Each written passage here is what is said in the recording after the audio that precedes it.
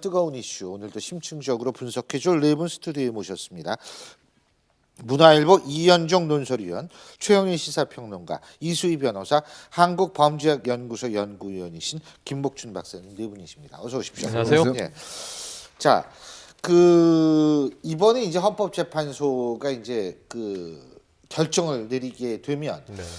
사실 헌법재판소의 탄핵 결정이 이번이 두 번째죠. 네. 2004년에 노무현 당시 대통령에 대한 탄핵 결정이 있었고 이번이 두 번째인데 그때하고 이번이 다른 점이 있죠. 네. 이번 같은 경우에는 소수 의견 이름을 다 그렇습니다. 밝히죠. 네. 그게 변수가 될까요? 변수가 되리라고 보여집니다. 예. 왜냐하면 사실은 심리적으로요. 이게 재판관도 사람인데 예. 결국은 이게 8명 체제니까 6명이 인용을 선택할 것이냐. 그런데 이게 익명이라면요. 이름이 드러나지 않고 우리가 이제 예. 국회에서도 보통 무기명, 기명 이렇게 나누지 않습니까? 예. 그게 민감한 영향을 주잖아요. 예. 국회 표결 때도. 그렇다면 이게 재판관들 입장에서 자신의 이름 석자를 받고 스스로 판결문을 써서 나는 인용이다, 나는 기각이다 이렇게 밝히는 것하고 그냥 6대2로 뭐 인용입니다, 5대3으로 기각입니다 이렇게 무기명으로 드러나는 것하고는 완전히 차이가 있을 거고요. 예. 어깨의 중압감이나 책임감의 차이가 커서 저는 여기에 대해서는 정말 훨씬 더 재판관들을 숙고하게 만드는 법 개정이라고 봅니다. 예. 어떻게 보세요, 김 박사님? 개인적으로 부담 엄청 가겠죠.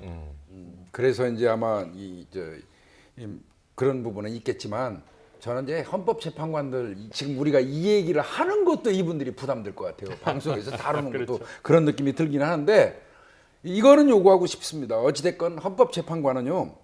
2017년 대한민국 아마 그 역사에 이제 두고두고 우리 후대에서 회자될 겁니다. 지금 이번 판결서를 쓰면서 예. 역사를 기술한다는 그런 생각, 그런 사명감으로 하셔야 될 겁니다. 그래서 오로지 진짜 눈치 보지 말고 헌법과 법률에 따라서 아주 현명한 판단 내리시기 바랍니다. 그러니까 우리가 보통 이제 헌법재판관들의 뭐 임명권자, 그다음에 임명 시점을 놓고 이제 보수다, 진보다. 그렇죠. 맞아요. 그렇게 이야기를 그것도 하죠. 변수죠. 그것도, 그죠? 네. 누가 임명을 했느냐. 지금 네. 현재는 국회, 그러니까 대법원장 임명하신 3명. 분이 있고 대통령이 임명하신 3명. 분이 네. 있고 국회. 국회에서 임명을 하되 여당 추천, 야, 야당 추천, 추천, 여야 추천 합의 이렇게 추천. 가는 네. 거죠. 그렇습니다. 그래서 예. 지금 이제 박한철 전 소장 같은 경우는 예. 이제 대통령 그렇죠. 추천이기 때문에 이제 대통령 추천은 이제 두 분밖에 안 계시고요. 예. 대통령 추천은 지금 조용호, 서기석 이 두 분은 사실 박근혜 대통령 추천. 예. 그리고 나머지 분들은 예전에 뭐 양승태 대법원장이라든지 그 전에 지금 이정미 헌재 소장 대행은 사실 옛날에 이용훈 전 대법원장 계실 예. 때 그때 추천을 받았거든요. 근데 저는 이제 헌법재판소를 취재를 해보면 이런 거 가지고 사람들이 이제 어떻게 판결 내릴 것이다 이렇게 결정하는데 사실 이거하고는 조금 상관이 없습니다. 왜 그러냐면 지난번 통합진보당 해산 과정을 볼 때 그때도 예. 보면은 뭐 6대 4이다, 6대 4다 뭐 이런 이야기가 많았었거든요. 근데 그때 결과는 8대 1이었습니다.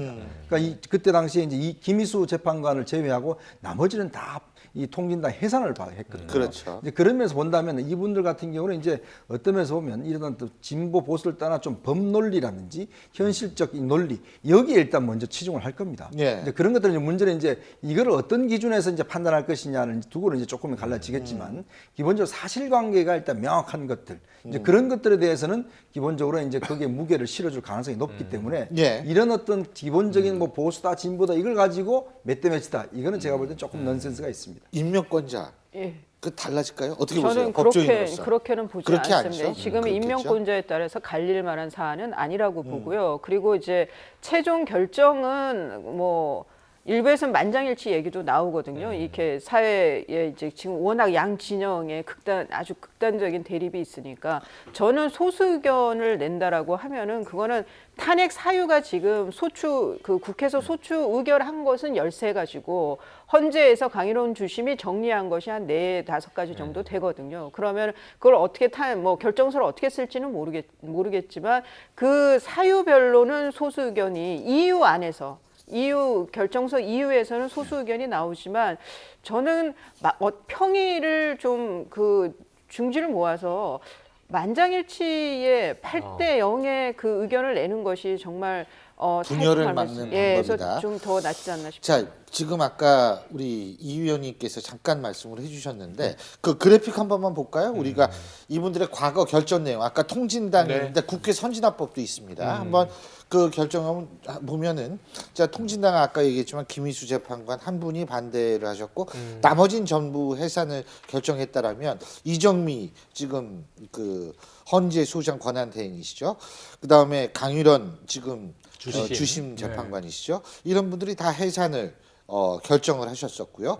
자, 국회 선진화법도 사실 이렇게 보면 이게 꼭 여야를 갈리는 게 아니에요. 지금 이걸 보면은. 예?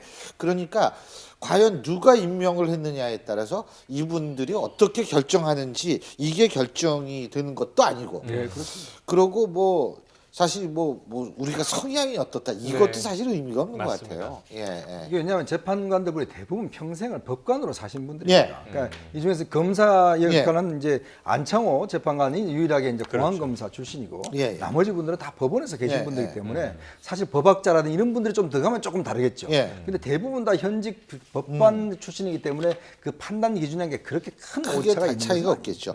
자, 근데요. 우리가 여기에서 얘기를 할 부분이 하나가 있습니다.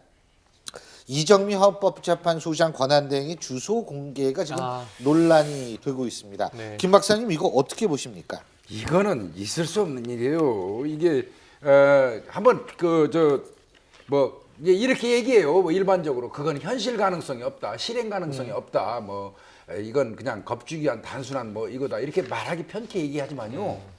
사실은 이정미 재판관의 입장이 돼서 한번 생각해 보십시오. 내가 이정미 재판관이 집이 어디고 이정미 재판관이 자주 가는 미용실이 어디고 자주 가는 식당이 어디니까 우리들 거기 좀 가서 얼굴 좀 보십시다. 그 얘기는 뭐예요? 가서 얼굴 보여가지고 뭐 불쾌한 얼굴로 어떻게 보면 겁주라는 얘기밖에 안 되지 않습니까? 이게 법이 처벌 여부가 되고 안 되고를 떠나서요. 이정미 재판관 입장에서 좀 봐줘야 될 그 생각인 것 같고요. 저도 뭐 큰 사건을 많이 하다 보면 늘 이런 경우 많이 당했거든요.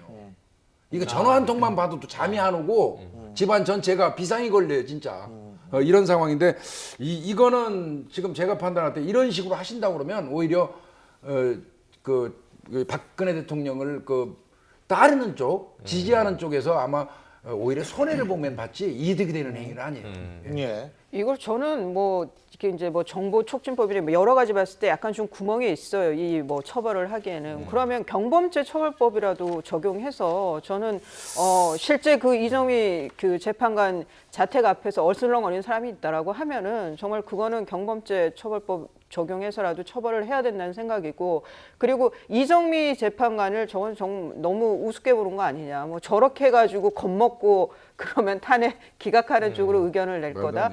그런 강단으로 저기까지 올라갔겠습니까? 저는 그것도 참 어불성설이라는 생각이 듭니다. 지금 경찰청장이 진지하게 저도 이제 한참 아까 뭐 법전도 찾아보고 했는데 테러 방지법 관련돼 갖고 의율할 수 있는 여지가 있는지를 지금 살펴보고 있거든요. 경찰이에요. 네, 경찰에서 테러 방지법 관련된 데에 의율할 수 있는 그 어떤 단서가 있을 수도 있어요.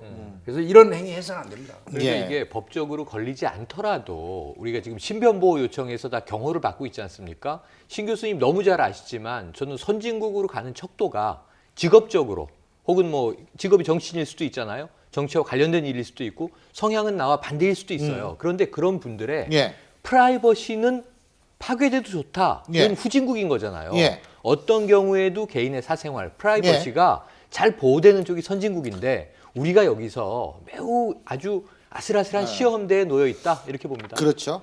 자, 또 한 가지 이제 조금 논란이 됐던 것이 박근혜 대통령 생일이 2월 1일인가 2월 2일이었습니다. 2일이었나요? 네. 근데 그때 이제 아마 박사모 측에서 이제 대통령한테 이 100만 통의 100만 러브레터. 통을 뭐 그걸 보낸 모양이죠. 네. 근데 이제 박근혜 대통령이 거기에 답례 메시지를 했는데 근데 이게 하필이면 28일 날 한 모양이야. 아마 3월 3일째 전날 한 거죠. 그러니까. 그러니까 이제 사실 2일 날 받았으면 예. 뭐 그 다음 날에 하든지 뭐 이렇게 해야 되는데 사실은 이게 집회를 앞두고 했고 예. 또 그날 집회에서 이걸 이제 공개를 했습니다. 예. 또 더군다나 그날 집회에서는 이것만 공개된 것이 아니고 박근혜 대통령이 이제 헌법재판소에서 지난 27일 했던 마지막 최후 진술을 그러니까 한양대 교수분 한 분이 그걸 이제 대독 비슷하게 이제 비슷한 목소리 가지신 분이 이제 대독을 했어요. 이제 그런 걸 보면 지금 이 상황이 왜 하필 이때 집회를 할 때 이런 이야기를 했을까? 또 그걸 또 직접 대통령의 최후 진술을 육성 비슷하게 해서 또 하는 행위를 보면 뭔가 좀 집회를 좀 부추기기 위한 것들, 좀 감성적으로 다가기 위한 것들, 뭐 그런 측면이 있지 않는가라는 좀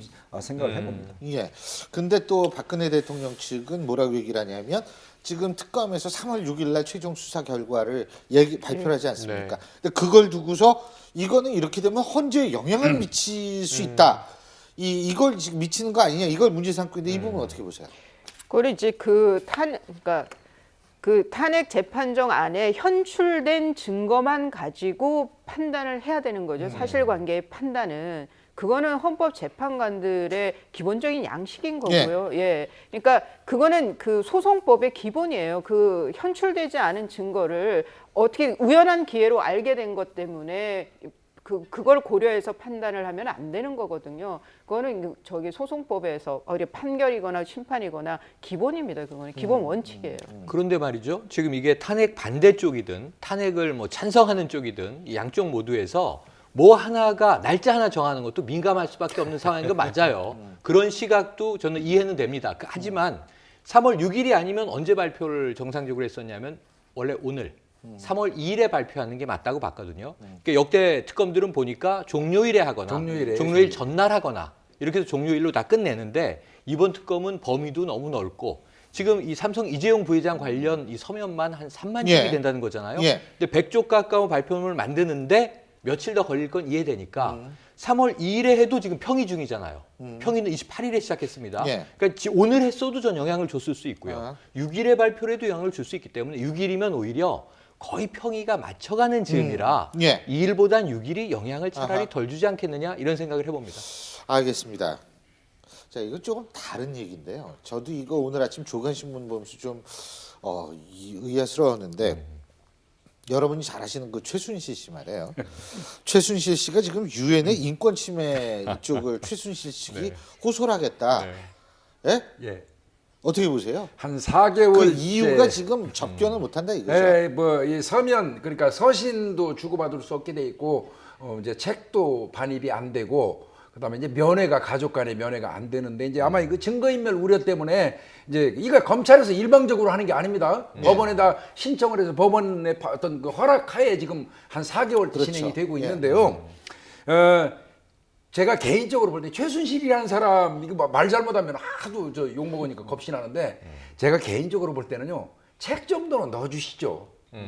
책 정도는 넣어줘도 될 것 같고 옛날에는 이제 서신을 옥중에 있을 때는 교도소에 서신 검열이라고 그래가지고 편지 오는 걸 다 봤어요. 그게 인권 침해라 해가지고 지금은 서신 이제 검열이 없기 때문에 서신은 금지해야 됩니다.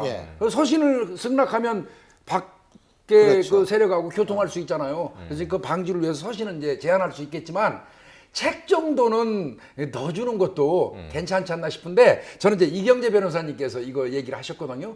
우리나라에도 국가인권위원회 있어요.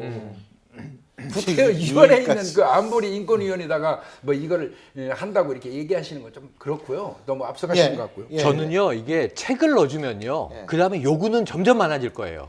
어떤 요구도 있었냐면 개인 비서를 좀 접견하게 해달라. 이제 사적인 일 바깥에 볼 게 많은데 내가 갇혀 있으니 개인 일을 못 돌보고 있다. 개인 비서를 만나게 해달라. 매우 이례적인 거거든요. 구속된 상태에서 이렇게 중죄인이 처음에 국민들께 죽을 죄를 지었습니다. 다 어디 가고 지금 유엔까지 얘기를 하는데 저는 엠네스티 인터내셔널 국제인권기구하고요. 이 프란치스코 교황에게 서신을 띄워서 나를 양심수라고 세계만방에 얘기해 주십시오. 이렇게 하지 않겠는가 하는 추정까지도 듭니다. 근데 이게 책도 보면요, 이게 이제 책에 여러 가지 문자가 있지 않습니까? 거기에다가 특정 글자를 이렇게 표시하면 이게 하나의 메시지가 됩니다. 그리고 예를 들어서 이런 것들 왜냐하면 책이라는 게 성경책도 있고 여러 가지 책도 있는데 예전에 보면 이제 성경책에다 뒤에다가 뭘 집어넣어서 보낸다든지 또 뭐 책에다 밑장에다 뭐 편지를 넣어서 놓는다든지 이런 식으로 사실 할 수가 있거든요. 왜냐하면 교도관은 다 검열을 하지만 또 거기에 피해갈 수는 있어요. 아마 지금 이제 책을 못 보게 하는 이유는 사실 이제 변호인하고도 하는데 문제는 거기에 혹시나 메시지를 넣을 수 있다라는 우려 때문이죠. 근데 법원에서 그 결정을 이렇게 한 거 봐서는 예. 뭐 보도된 거라든가 우리가 예측 못하는 어떤 그 숨겨진 사유가 있을 수도 있다. 법원이 그 뭐 무리하게 그 하지는 않았을 것 같고. 근데 저는 박상범 교수의 그 평 중에 하나가 이게 정유라를 위해서 이 유엔 인권위에 청원하는 예. 거 아니냐 그런 말씀을 하시더라고요. 그게 굉장히 일리가 있는 것 같아요. 이게 어찌 됐건요. 예. 그래도 법정신은 수사 편의를 위해서 피고인의 인권을 제약하는 건 안 맞아요. 그건 법정신에 절대 맞지 않습니다. 다만 이게 이제 책 같은 거 정도는 승낙을 할 수 있고 물론 뭐 암호를 찍어가지고 할 수 있지만 그러면 네. 반입은 알겠습니다. 가능하되 회수를 못하게 하면 되잖아요. 예, 어쨌든 뭐 피의자의 이 인권도 물론 우리가 생각을 해야 되겠습니다만 단순한 이게 편의 문제만은 아니지 않냐라는 얘기도 또 나오고 있기 때문에 그리고 이게 국가인권위원회에 진짜 제소를 해도 될 수 그럼요. 있는 문제인데 이게 유엔 차원까지 올라갈 필요가 있는가 여러 가지 생각을 해보게 됩니다.